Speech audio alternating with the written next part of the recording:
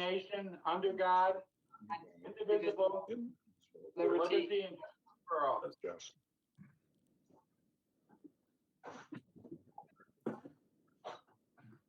Great flag. I agree. Next, we need approval of the agenda. Do we have a motion? Moved by Long, supported by Costin. Any discussion? Hearing none, all in favor signify by saying aye. Aye. Like sign for those, like sign for those opposed. Motion carries. Next is the approval of the minutes from April 22nd. Is there a motion? I'll make the motion. Moved by Costin, supported by Amanda. Any discussions or corrections? Hearing none, all in favor signify by saying aye. Aye. Like sign for those opposed. Motion carries. Do we have any public comment?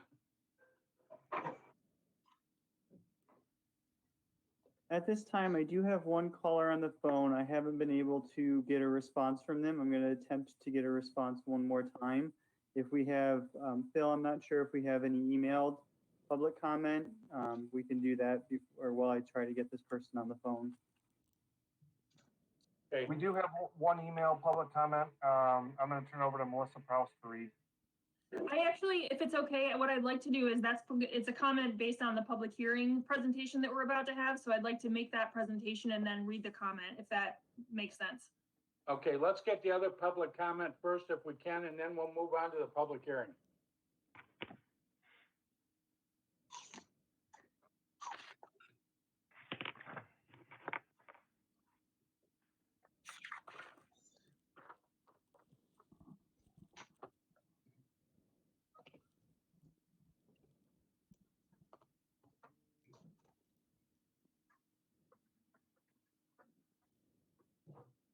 Is there any public comment?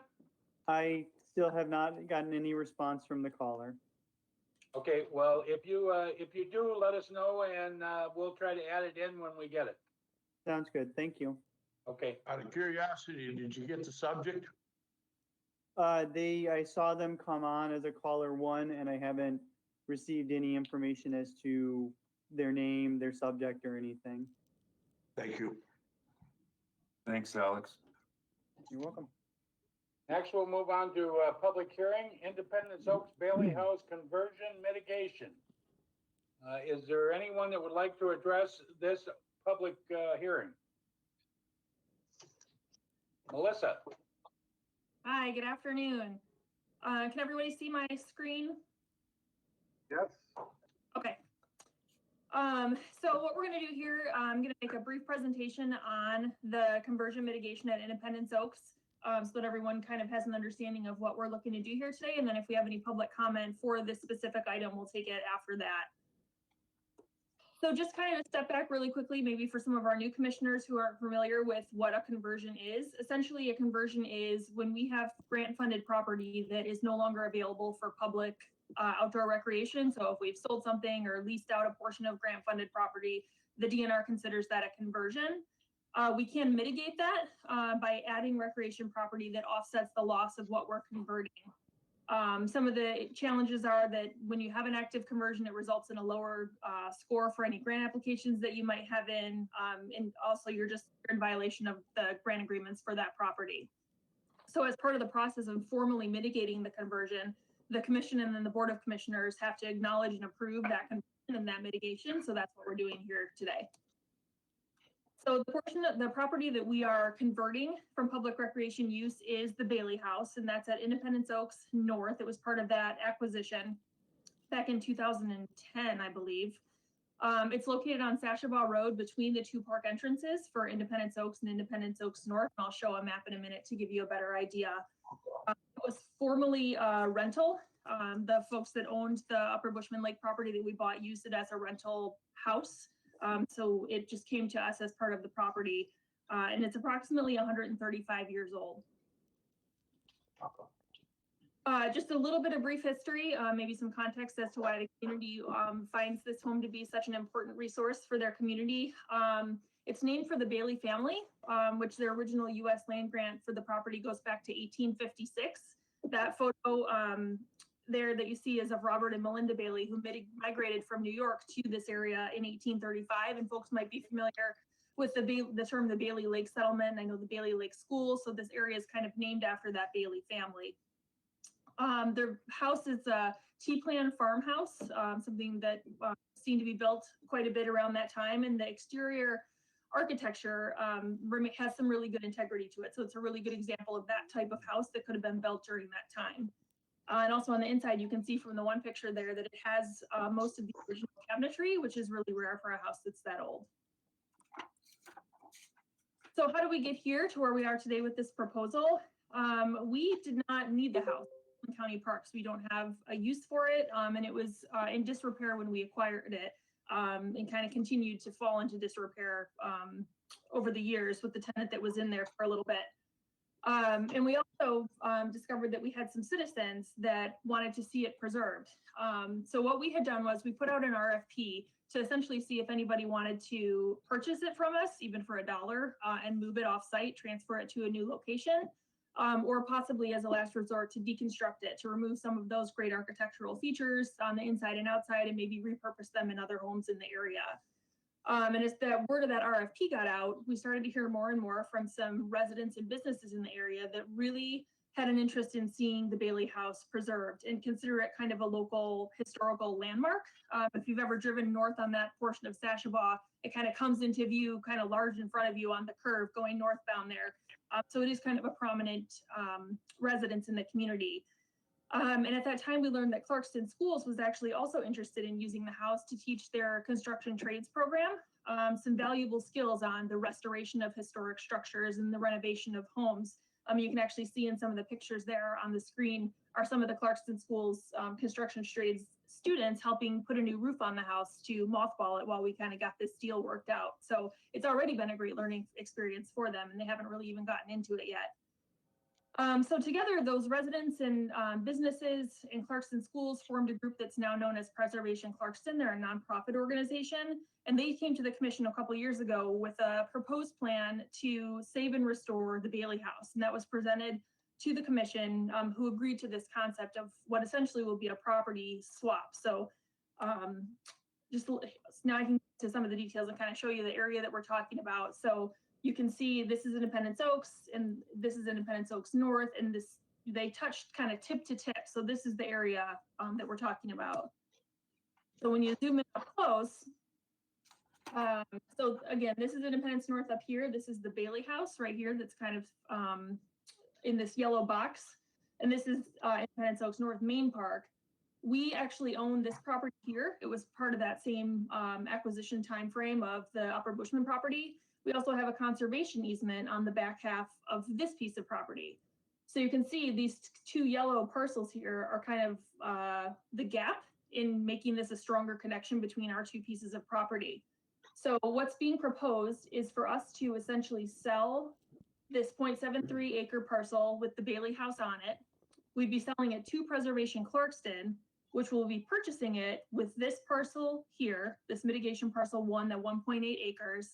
And then at the same time, tie-barred to that, Mr. Inzatari, who formerly owned both of these parcels, will be donating this other kind of triangular shaped parcel to us as part of the overall project. So we will carve out this 0.73 acres for the Bailey House, and we'll gain 3.4 acres down here, kind of strengthening that connection between Independence and Independence North. It is some high quality natural area. You can see that stream of the Clinton River that flows through there. So that connects Upper Bushman Lake to the lake, to Crooked Lake and Independence Oak. So it really will be a great acquisition and a great swap for us overall. So the commission will see on the regular agenda today, there's actually 3 items. There's the approval of the conversion, which is the requirement of the DNR. There's the approval of the donation of the Inzatari property from Mr. Inzatari. And then there's the approval of the purchase agreement with Preservation Clarkston for the other parcel. So at this point, I have one comment that I can read into the record, and Phil and Aaron, you can let us know if there's any more. So the first comment is from Sam Morocco. My name is Sam Morocco. I'm here on behalf of myself and the members of Preservation Clarkston, along with the Clarkston High School Construction Tech Program. We're here to support the conversion mitigation to save the Bailey House. We would like to thank the Commission for your continuing support of our efforts to save and restore the Bailey House. This project will allow our local students and residents an opportunity of a lifetime to be involved in a community project in ground up restoration of one of our founding families' homes. Thank you. So I don't know if there were any additional public comments or questions from the commissioners. Are there I had any, no additional emails come in. Okay. are there No- any no other one on the comments? phone. What'd you say, Phil? Nothing else on the phone, the other public comment phone, so. Okay, if not, I'll declare the public hearing closed. And we'll move on to communications. Capital improvement expense summary. Yeah, referring to page 47 on your today's agenda, there are no items for any additional capital or unrestricted net position usage. Your total net position as of March 31st is 24.4 million. Typically, Fiscal Services has updated that number on a quarterly basis, but because of COVID-19, we're going to do that monthly. Just a little extra effort to make sure we get a accurate number to the commission. Thank you. Thank you, Jeff. We need a motion to receive and file. Move. Moved by Mr. Vanderveen, supported by, Support. okay, by Jamian. Do we need a roll call vote on this, Vicky? No, but you can if you want. All in favor signify by saying aye. Aye. Aye. Like sign for those opposed. Motion carries. Next, we move on to the consent agenda. We have items A through N. Is there any discussion or I'll move questions? I'll move on, Gary, A through N. Okay, moved by Chris Long. Is there support, supported by Bob Costin? Is there any comments or discussion on this? Hearing none, can we have a roll call vote, please? Mr. Herzog, Yes. Damian, Yes. Austin, Yes. Fontaine, Yes. Long, Yes. McGilvery, Yes. Nash, Yes. Quarles, Yes. Vanderveen, Yes. Bagley. Yes. 10-0. Motion carries. Next, we have the regular agenda. Item A is a resolution approving National Parks and Recreation Month, July 2020. Is there any discussion on it? Hearing none, can we have a roll call vote on that, please? Hey, Gary, you need a motion, I think. I'll move it. Okay. Thanks, Chris. I'll support it. Support it. Supported by Vanderveen. Can we have a roll call vote now? Damian, Yes. Costin, Yes. Fontaine, Yes. Long, Yes. McGilvery, Yes? Nash, Yes. Quarles, Yes. Vanderveen, Yes. Bagley, Yes. and Herzog. Yes. That's I have a 10-0. question. Gary, I have a question. Go Are we ahead, going to just put that on in our June, if we're live or virtual, June agenda at the Board of Commissioners then? Probably somewhere in June. Yes, I think, Dan, you were taking care of that, weren't you, or no? Yes. That Okay, will be in June. okay, thank Okay. you. Okay, next item on the agenda is update on the Oakland County Parks and Recreation millage renewal. Dan? Yes, Jody Hall is also going to collaborate on this, but At the last commission meeting on April 22nd, we talked about going in the November 3rd election for for a ballot language that would include a 0.25 for Parks and Recreation. As a result of that November 3rd date, we have to have our language into the clerk's office no later than 4 o'clock on Tuesday, August 11th. So with that, we would need to take action either at the June or the July commission meeting so that we can forward that to the Board of Commissioners. And with that, we have to include in the language through Jody's research that we need to include the word increase, because the original millage that was passed at 0.2415 back in 2010 included that language. So it would be an increase from that previous millage question. Jody? Okay. I don't really have anything to add. Just I did the memo with the language and statutes pretty clear.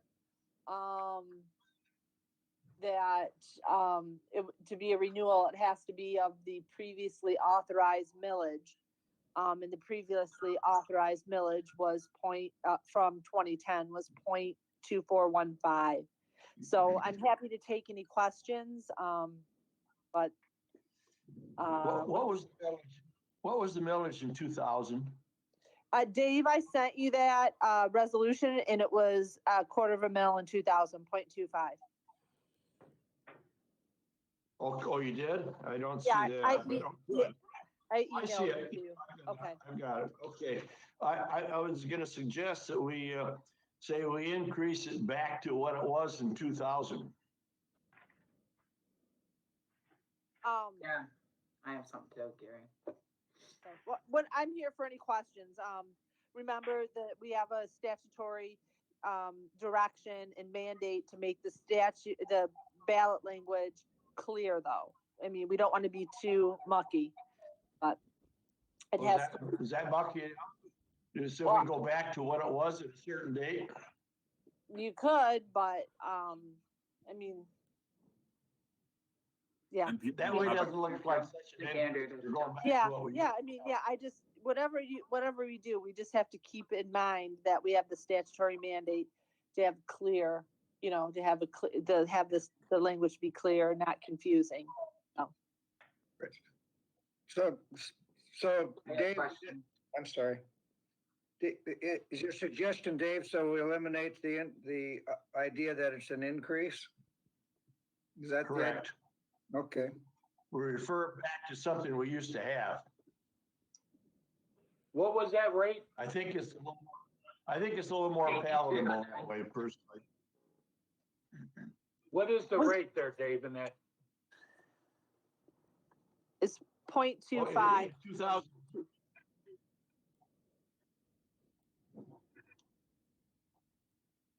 But Bob, it would still have. Past a quarter mil. Yeah, but Bob, it would still have to be an increase back to the amount That's that what I'm was worried about a little approved bit. in 2000.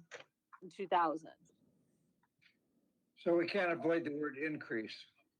I have not found anything that would indicate that we could, especially, well, the problem is, if you wanted to go 0.2329, that's not an increase.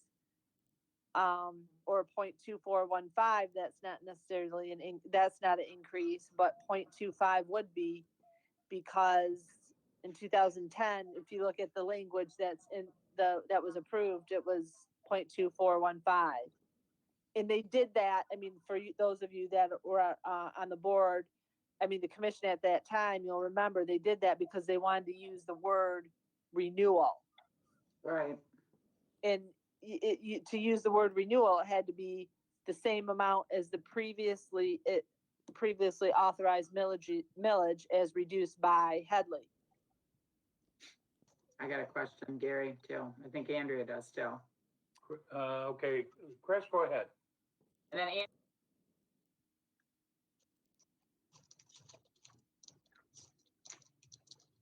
Lost you, Chris. Her Chris, mic is you're on mute. off. Okay, There you go. sorry. If we put the word, can we put the word replace back in there though? Even if you have to put in increase, because I'm a little concerned when we put increase, we might as well go for the 0.3 or the, if it's not gonna be clear that it's only going back up to where we're allowed, that we lost from Headley, I'd like it to be very clear, because in that case, I think we're all gonna agree, we might as well go up higher if it's gonna say increase and not be very clear that we're not going just back up to what we once were for the year. That I want to make sure, because then we could actually ask for the 0.3 or the 0.35 if we're going to say increase and not, restore or replace or something with that. I think that's what we all agree on too, probably, because if we're going to sound like we're going to increase, we might as well go for it. Go for the gusto, right? Yeah. Andrea?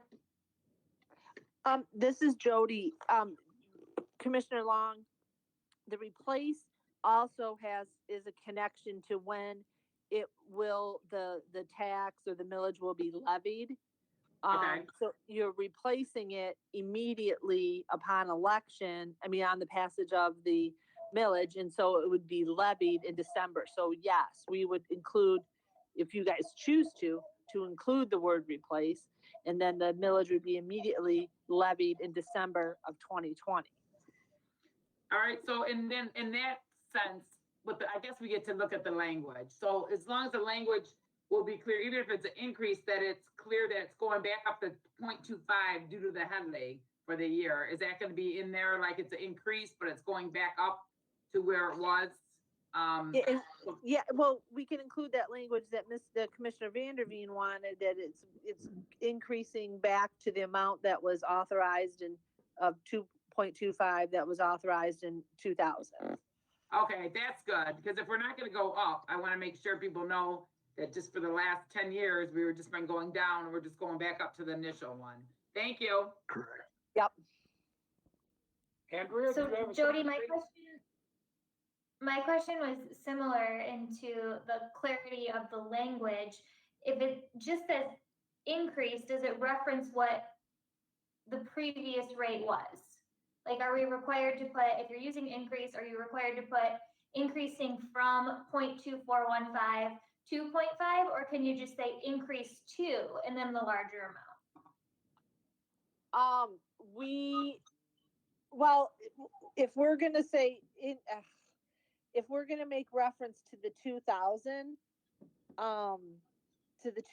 millage of 0.2 rate authorized of 0.25, I don't know if I'd want to be putting the 2010 authorization in there, because at some point people are going to get confused.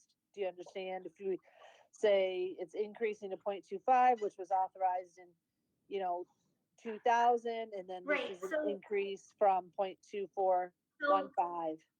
Yeah, I get what you're saying. I was thinking, because the word increase will have to be there, whether or not we reference where historically it's referencing the increase to, I looked at, is it possible to just say less and say we're increasing to 0.30 without historical reference at all?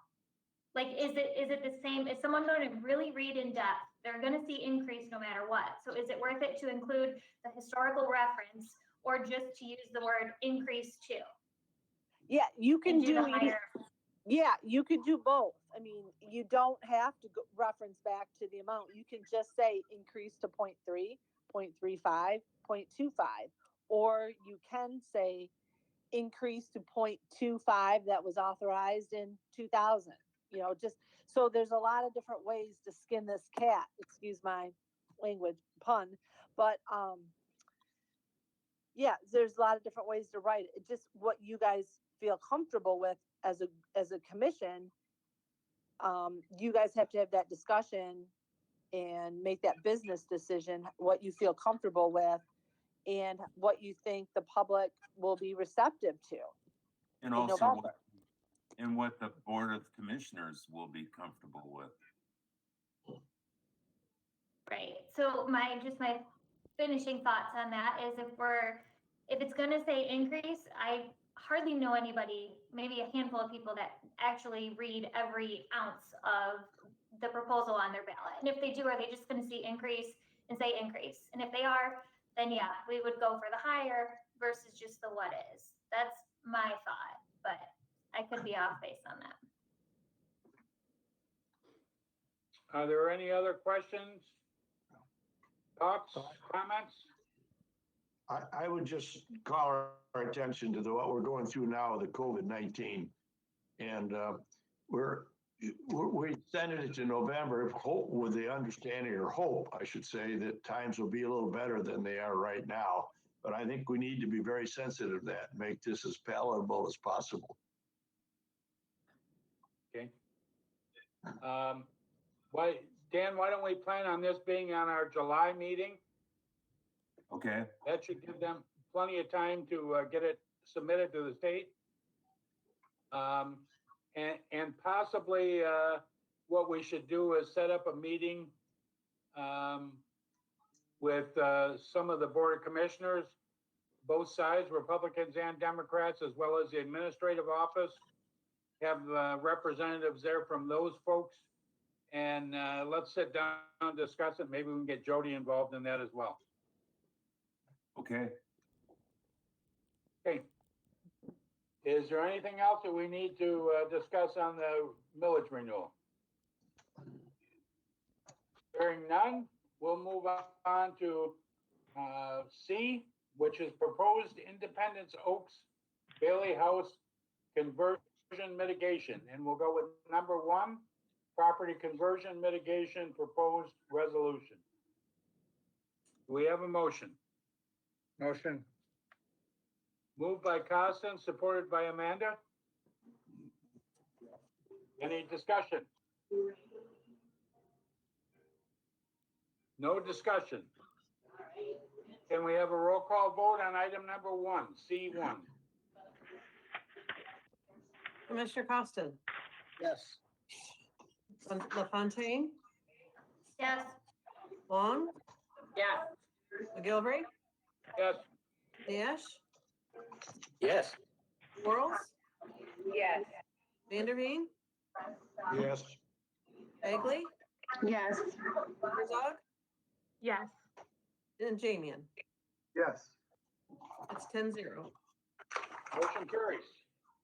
Next item is number 2, property donation for parcel 1. Is there any move by Jamian? Yes. Comment? Support. Supported by Amanda. Is there any discussion on this? Okay, hearing none, can we have a roll call vote, please? LaFontaine, yes, Long, Yes. McGilvery, Yes. Dash, Yes. Quarles, Yes. Vanderveen, Yes. Bagley, Yes. Herzog, Yes. Jamian, Yes. and Costin. Yes. 10 yes. Okay.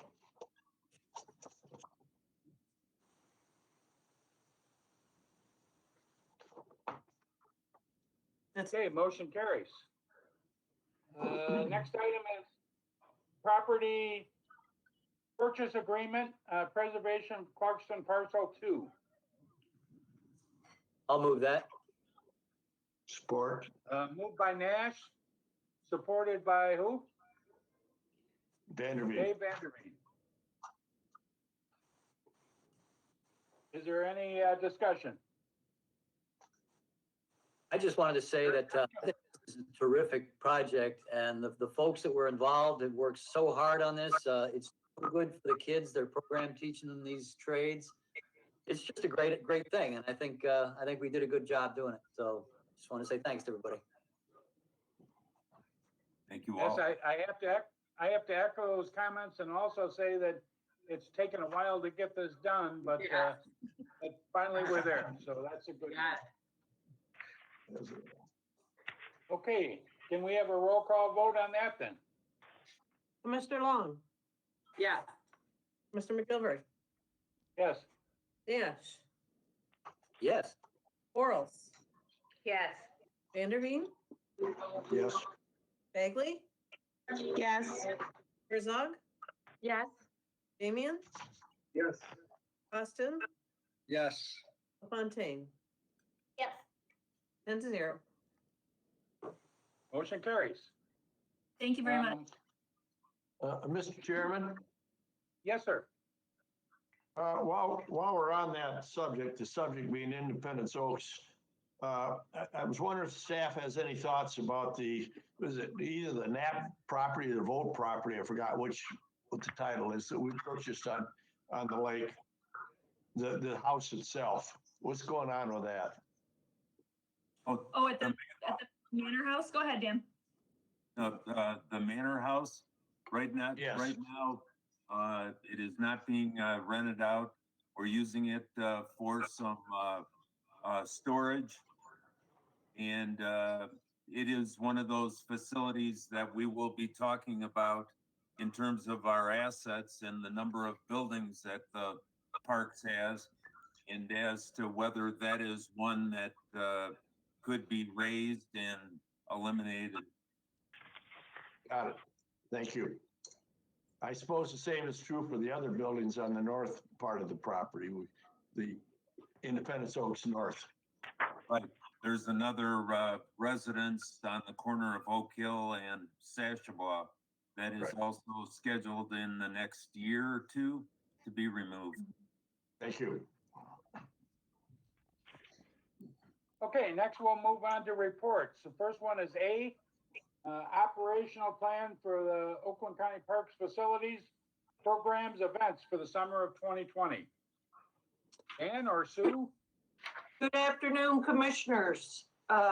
Today, we're fortunate to have with us Kathy Forsley. Kathy, at times, I think all of us are overwhelmed with the COVID and how it affects our personal life as well as our professional life with decisions like these. But I really want to thank Kathy for being the face of COVID for Oakland County as she oversees the health division as well as Homeland Security. She's done a marvelous job, and we thank her for her continued support and guidance on our decisions that we've had to make. So Kathy, thank you. Thank you, Sue. It's a pleasure to be here. First, I wanted to start out by saying that these decisions that we had to make were not taken lightly. I do believe there were some sleepless nights with some of these decisions, but at the end of the day, safety was the number one priority for our staff, our patrons in Oakland County. We did get input from several different agencies, including the CDC, local park and rec agencies, National Parks and Rec Association, our lifeguard agencies, and other professional organizations that we're involved with. So I think I'll start with probably the most painful one is the water parks. And we feel it's not in our best interest that we open our water parks this summer. And we are not alone in that decision, in that the city of Southfield, Oak Park, and Huntington Woods are not opening their water facilities this summer. And for several reasons, but one of the major ones is in a facility that holds 2,400 people, it's very difficult to do social distancing.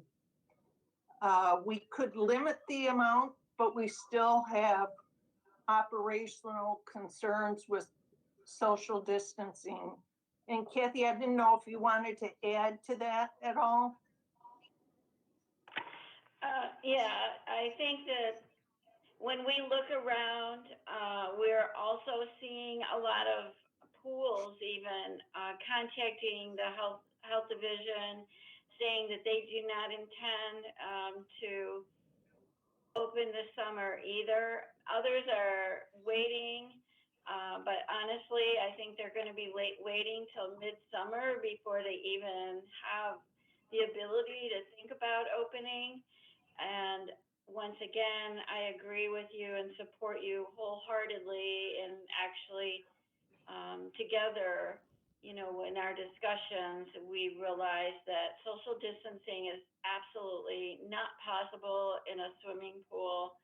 And for that reason, we can't in good conscience recommend that it be open this summer.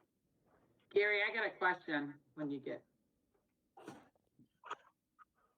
Can I go? Oh, okay, so Sue, and I just, while we're on the pool, or the wave pool, on Monday in our executive committee, you said you were gonna try to, hire, you know, some of the loyal employees that come back every year, whether they're from college or what, I think. Are you going to reach out to them and like for different areas then? Or do they have to contact you? We How are have, we going to do that? we have a letter drafted, and each supervisor is going to send it out. And part of it is to see if they're interested in working. The challenge is we only have so many part-time positions available. You know, between both lifeguards, it's almost 200 part-time employees. So it's So our attempt to hire them first before we hire new employees. All right, so will you go by, like, if someone, it was part-time and it got down to some of the part-time, like someone that came home from college every year, that was 4 or 5 years, is it going to be, would it be seniority, or if they're willing to go on to another spot? Is that how you're gonna do that? I think we would look at their skill set, and most Okay. important is their availability. I mean, that Okay. will be key for staff Okay, on all right, that thank part. you. Uh-huh. I'm hoping we can, place some of these so that they'll come back next year for the pool. That's what I'm worried about, so thank you. Right. Are there any other questions on the water parks? So I have one question, if I can. Uh-huh. Regarding the beaches, it says that it's closed through June 30th. Do you believe that on June 30th that we'll be able to administer the social distancing at beaches if we open them? Well, and I'm glad you bring that up. You will see a lot of June, end of June, beginning of July dates. And as a point of reference, those are going to be for reevaluation purposes.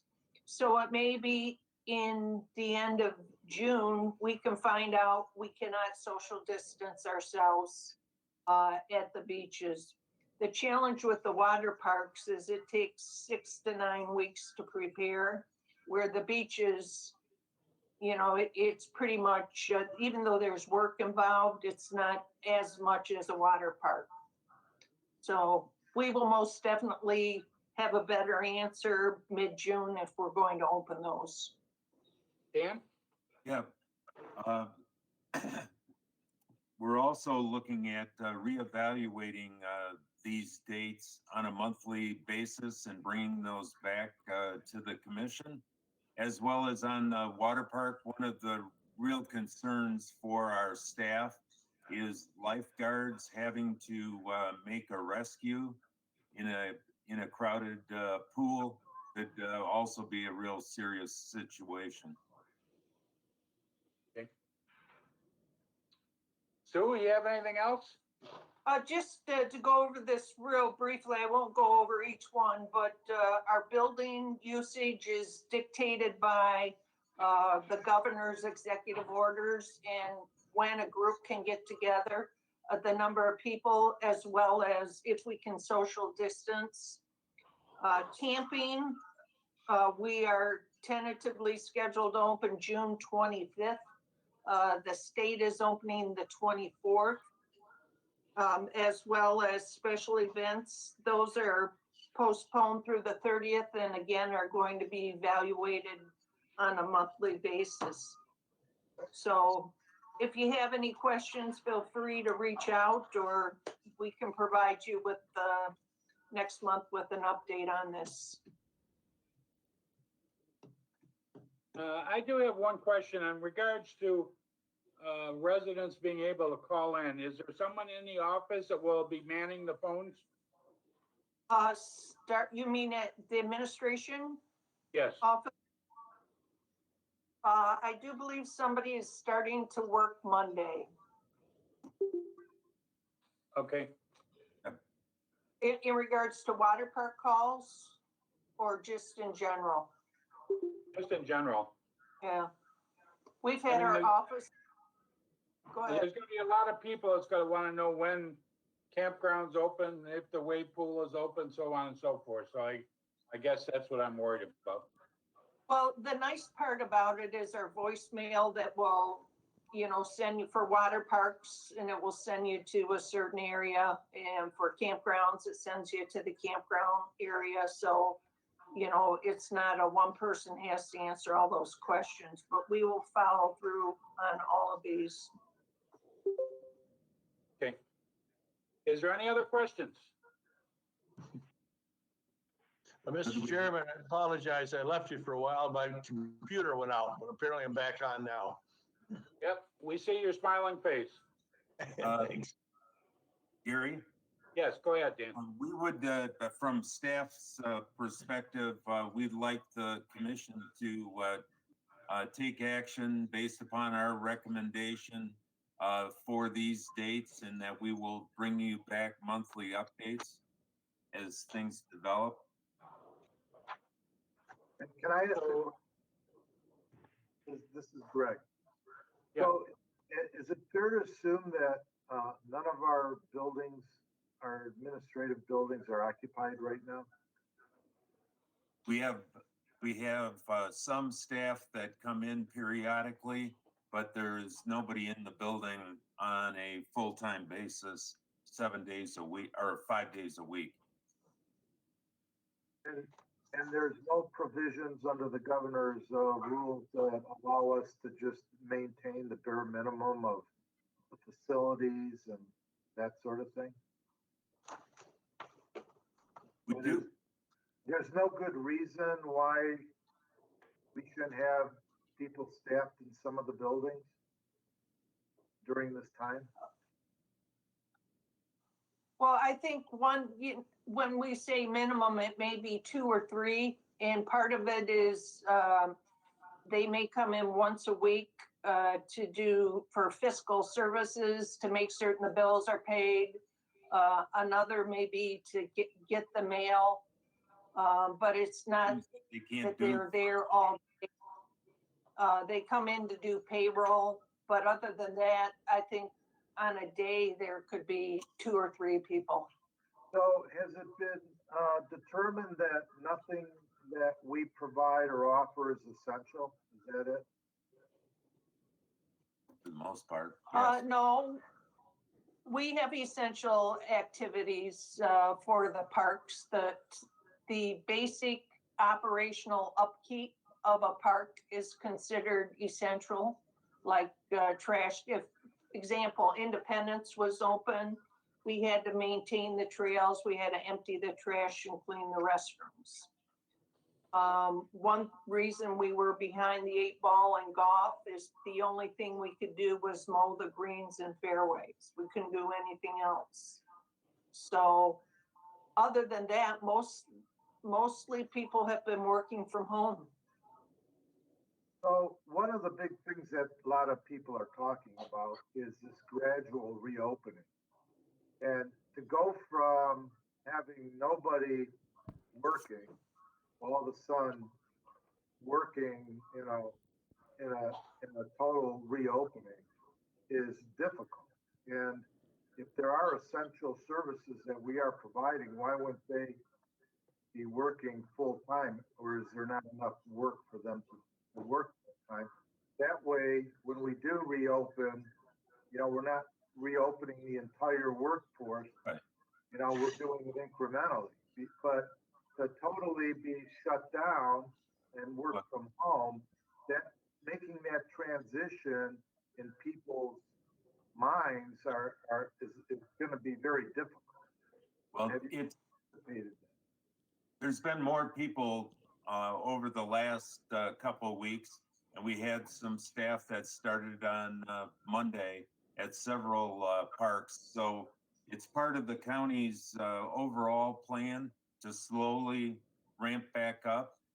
But there may be some people who continue to work from home for a period of time so that they have the workforce gradually ramp back up. Okay, We had the executive order reviewed by Jody in regards to what we could do and couldn't do. And it gave us pretty clear direction in regards what was considered essential. And the county's been pretty much an advocate in regards to when the stay home orders lifted. They would rather have people work from home if the job can get done rather than come back to the office. They don't want to, May 18th or whatever the date is, see every county employee back to work. They are very, very worried about everybody coming back.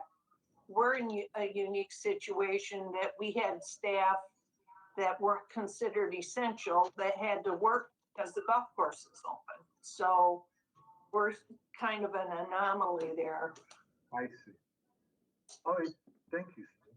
Yep. Is there any further questions? Dan, so I understand you want us to vote on to receive and file this, or what? Yes, I think that would be appropriate. Okay, do we have a motion to receive and file? Moved by Nancy Quarles, supported by Chris Long. Any discussion? Hearing none, can we have a roll call vote, please? Mr. Gilhry, Yes. Nash, Yes. Quarles, Yes. Vanderveen, Yes. Egley, Yes. Herzog, Yes. Damian, Yes. Austin, Yes. Fontaine, Yes. and Long. Yes. 10-0. Motion carries. Next we have Fiscal Sustainability Workgroup. Sue? We had a meeting prior to this meeting on fiscal sustainability and some things that we wanted to go over with you just real briefly is I know there was concern about where we were budget wise because of COVID. And I don't know, Phil, if you could put that up. I kind of feel like you're Vanna. Can you put that up on the screen? Yep, I'll pull it up. Thanks. But what staff did was they went through their budget centers and identified their estimated revenue and expenses through the end of this budget year. Again, it's an estimation. We hope to provide you each month where we are with this, as well as include the actuals to date. And those actuals will probably be a couple months behind, but at least it will give you an indication of where we're at. Real quick, I don't know, Phil and staff, if you want to go through yours just real briefly. Yeah, I can do that. So, general services, admin services, the large reduction in revenues is we're anticipating about $500,000 less in millage revenues this year and targeting our month-to-month actuals over the previous 2 years versus this year. We're trending lower. So instead of guessing that we're going to remain at our budgeted amount, we did reduce it, and maybe we will be pleasantly surprised and still hit our targeted goal. But in trying to be realistic with our revenues and expenses, we did take $500,000 out of our millage revenue, and most of the remainder is our investment income line item is not as favorable, obviously, with everything happening these days either. So we did reduce the revenue on that to about 675,000 less in administrative revenue than originally budgeted. On the positive side, our expenditures are lower in the administrative services as well. We're targeting about 750,000 in savings, with reducing our staffing levels, reducing our services. We will be able to realize the savings from lower revenues with our expenses. And I know Desiree will hit on specifically the marketing communication savings as well.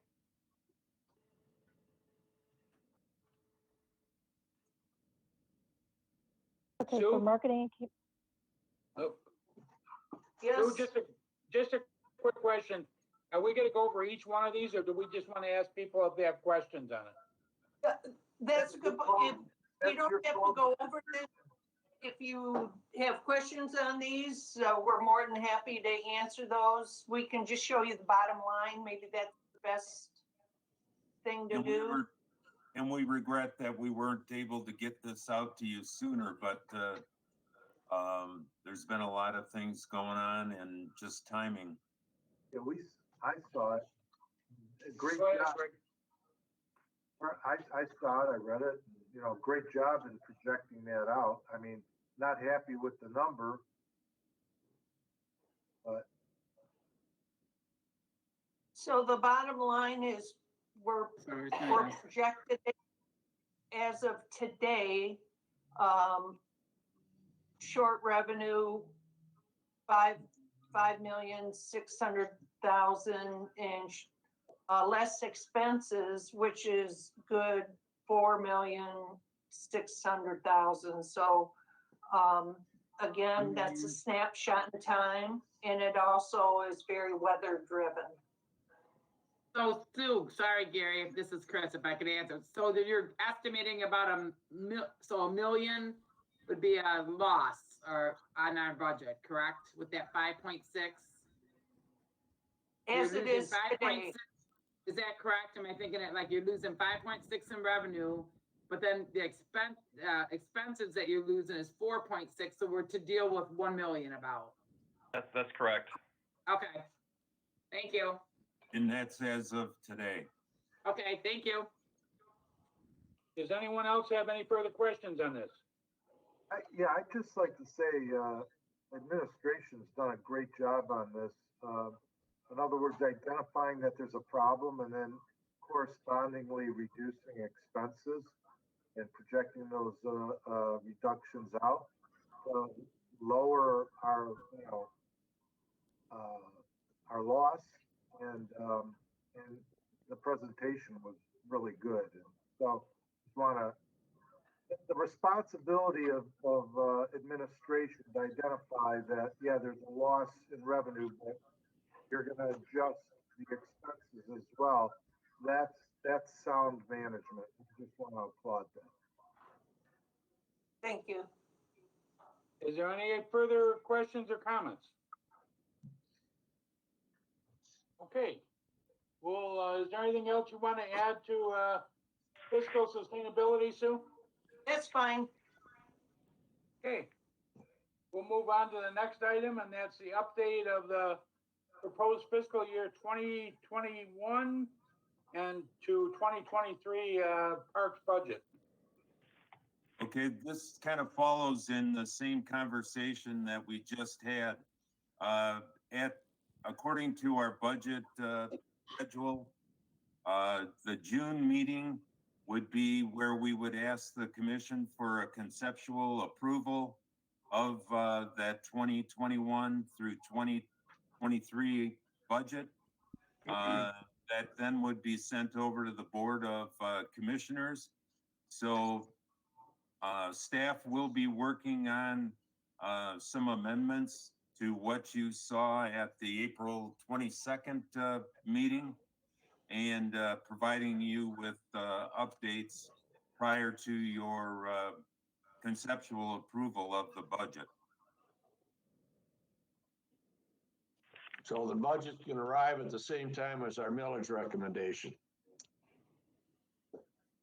It's Similarly, not bad. Yeah, no, that's not a bad thing.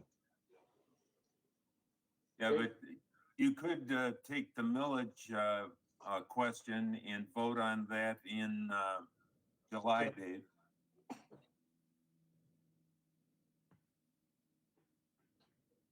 All right. Any questions or discussion on that? Okay, let's move on to the next item, and that's a report from the Oakland County Parks and Rec Compliance Office of Audit Compliance. Dan? Yeah, we have Pam Wypert with us to make a presentation on the findings of her staff. Pam? Hi, Dan. Actually, I'm gonna turn it over to Yvette if she can. Oh, she is there. Yvette, are you there? Yeah, I'm here. Can you hear me? Thank you, Yvette. Hello? Yes. Okay. Yes. We're here today to go over 3 audit reports that we completed this past year. You've got copies of the reports in your backup that you received. All of our audits were based on the cash and payment card industry PCI policy that Parks has that tells the employees what they should be doing when they're out working. Our first audit was compliance with requirements to report overages and shortages. We found there was 178 overages, 211 shortages that netted to basically $1,800 last year. You have a chart on page 245 that shows the breakdown by the park. Overall, things really look pretty good. Most prevalent reason for shortages was park passes, and that was actually the reason that this audit was done. We got notice that there was $549 in 2 days missing from one of the parks due to the incorrect selling of park passes. So we wanted to see how prevalent that was. Those park passes are hard to sell. There's quite a few issues when they try to sell those. So we did recommend that that would be added to the training for the employees when they're trained when they come in. Our second audit was compliance with cash handler policies. There's 2 reasons that there's 2 mandates as far as why the employees need to take cash handler training. Board of Commissioners Miscellaneous Resolution number 278 back in November of 2000 mandates that they all receive training at least once every 10 years. The cash policy also states that all cash handlers have to take the training and sign a form. So that's what we were checking for. We were checking to see whether or not they had taken the training and whether or not they signed this form stating that they took the training. In the past, the way that the employees were trained really didn't work well for parks. So it was updated this past year. Parks came up with this great video on YouTube that the employees can watch, which really took away a lot of the problems for training them. If you look on page 258, you'll see detail of the breakdown for each park location as far as what we found. Probably the major thing that we found was that there wasn't a list of cash handlers maintained at each park location. So you really didn't know who was supposed to be a cash handler. We also found 88% of the cash handlers had received a copy of the policy. 79% had taken cash handler training. And that's pretty much what we found for that. There was also a few problems with the way that the training was put on the employees. Every employee has a training schedule in PeopleSoft, and you can go in and see all the different training that each employee has taken. And there was some issues with the way that was handled and the way that information was put in there. The last audit we did was compliance with the 2019 cash policy. We did an audit last year that we brought before you that showed how the parks were doing in 2018 as far as following parks cash policy. We wanted to see if the park supervisors had changed any of their policies so that they were more in compliance. And every year, all of the supervisors get together and they look at the policy and say, maybe this part of the policy should be tweaked a little bit. We had that meeting in this past March. It was a great meeting, had a lot of great discussion, and some of the things that we had found have been tweaked now in this year's cash policy. So we contacted all the park supervisors, checked to see what they had changed, what they had not changed.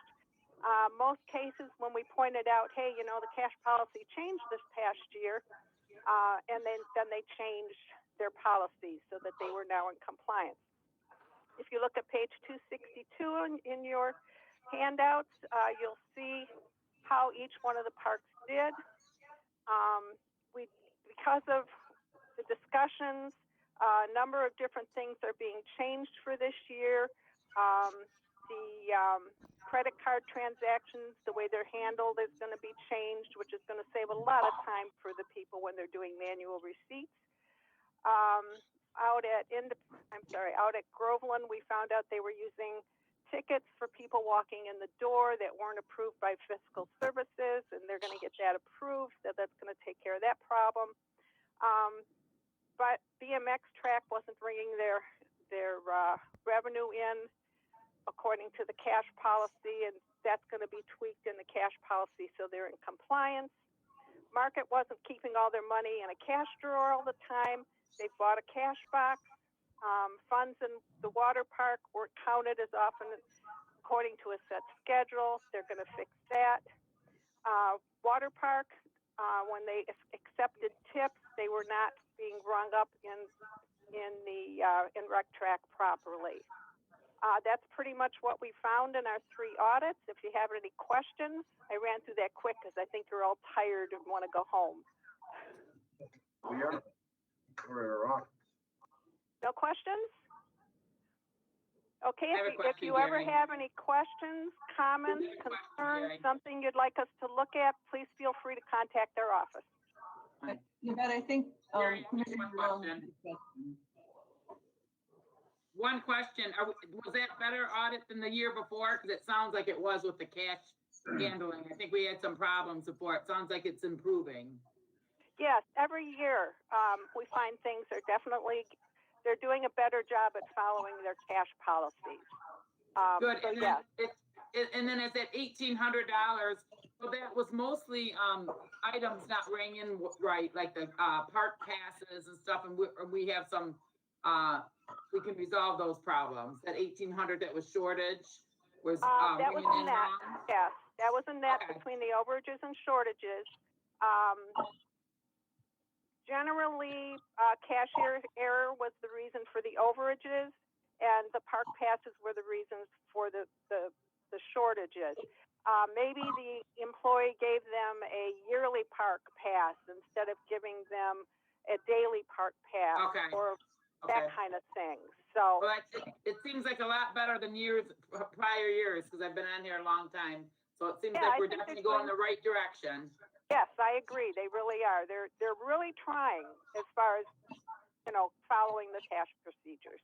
All right, thank you so much. Thank you. Dan, you had something? I just wanted to thank staff for their efforts in this area. When you think that we take in nearly $10 million in cash and for services, they do a great job of minimizing shortages and overages, and Very good. also maintaining the policy. And Thank you. this is Pam. I'd like to add something. You know, as part of the daily reconciliation process, the parks are required to reconcile their numbered inventory, which includes the park passes.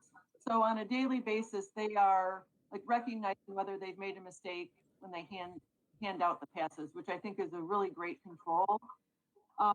And then the other thing that I wanted to mention was, and Yvette had touched on it a little bit, you know, every year Park sets up in the wintertime, sets up a meeting with the supervisors to go over the cash policy, and auditing has participated in that for a number of years now, but I think that it's great going through that.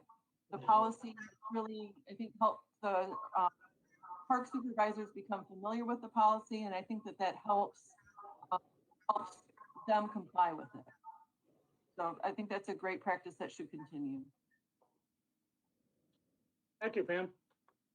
Is there any other questions or discussion?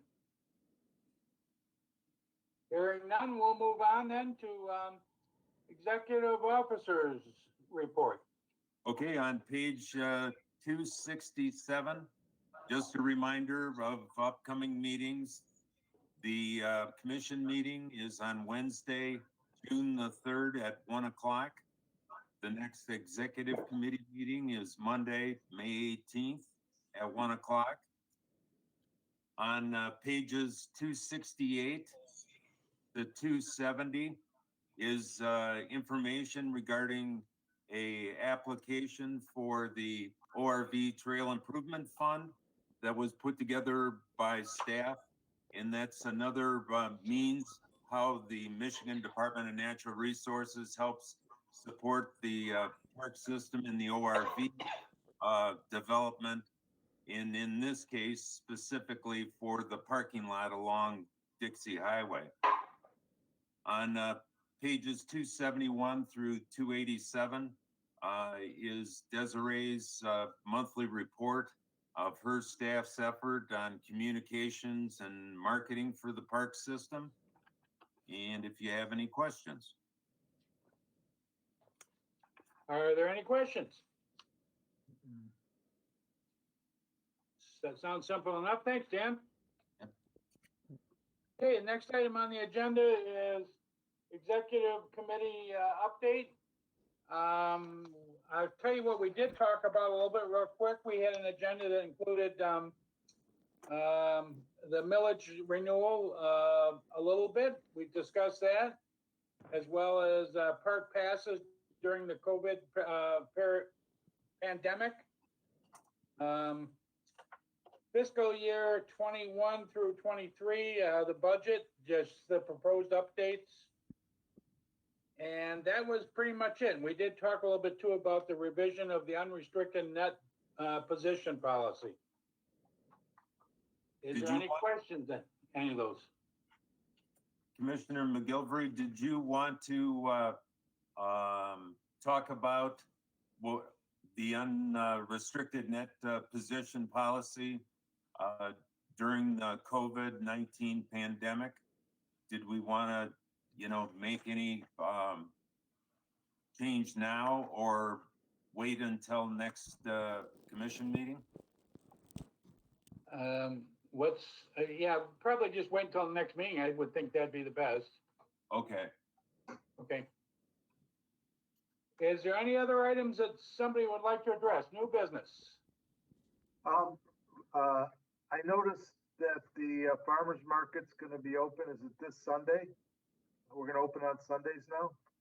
Sundays to kind of smooth out the curve for people participating and give them another opportunity. Do you think there'll be ample monitors there to monitor the distancing? Yep, we have staff and we also have 2 sheriff deputies. Last weekend, things really went well. Yesterday was a busier than normal day with 600 vehicles and nearly 1,000 people over the 6 hours of operations. So far, so good. People are wearing their masks and great. Staff is. Good. One last question. Speaking of masks, how are we going to be sourcing that? And do we have available supply? When everything opens up again and the employees start coming back, that's something that's operating right now where Oakland County Emergency Operations Center, the EOC, has provided us with, yesterday, I think we got a pretty significant delivery of masks and thermometers and gloves. Great. If not, Dan, I know somebody that's in the medical equipment business. He could probably help us out. Yeah, that's a good one, good one, Gary. Because we're struggling with that. We're out of supply right now. Hey, is there any other new business? Ah, that's funny. Hearing none, the meeting stands adjourned. All right, bye, everyone.